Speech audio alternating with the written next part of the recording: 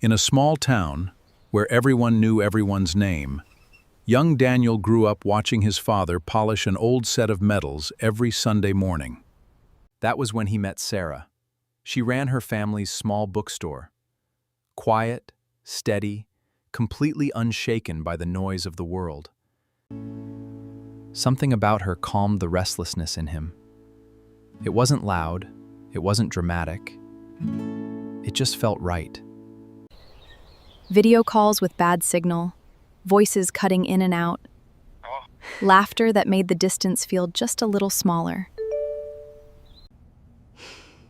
Somehow, through all of it, they built something steady. Something that didn't need to be in the same room to be real. Between deployments, they built a quiet life together. A small house near the base. Slow mornings with coffee. Plans, whispered more than spoken, for the day his service would finally be done. In early 2026, after more than a decade of service, Daniel was offered an honorable discharge. For the first time, Sarah let herself believe the waiting was almost over, and a normal life was beginning. But life rarely moves in a straight line. Sometimes, duty calls louder than peace. That same month, his unit received new orders. A dangerous deployment. Undermanned. In need of experienced soldiers who could bring younger recruits home safely. Daniel stood in that briefing room and felt the weight of a choice no paperwork could make for him. I'm not choosing the army over you. I'm choosing to become the man who deserves to come home to you.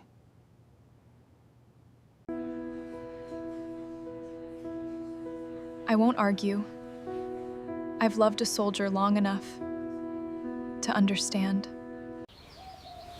The next morning, she packed his bag herself. Quietly, carefully. She tucked a photo of the two of them into his uniform pocket. Something to carry with him, even when she couldn't. At the gate, there were no dramatic words. Just a long embrace. And a promise neither of them said out loud, because they both already knew it. He would come back. He always came back. He carried it the way he'd always known he would, quietly and without complaint.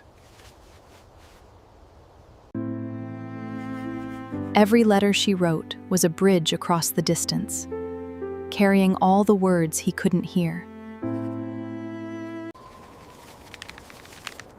And every reply she received was a reminder that love could survive even the harshest winters. When he finally came home, he was changed, older in ways that had nothing to do with age.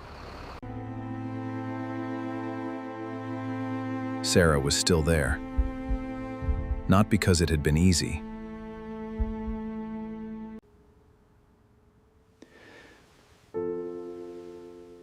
But because she understood something most people never learn. Real love isn't about choosing between two things. It's about trusting the person who chooses hard things. The transition back wasn't instant. Scars, both seen and unseen, take time to heal. There were nights when the silence of the room felt heavier than the noise of the bass.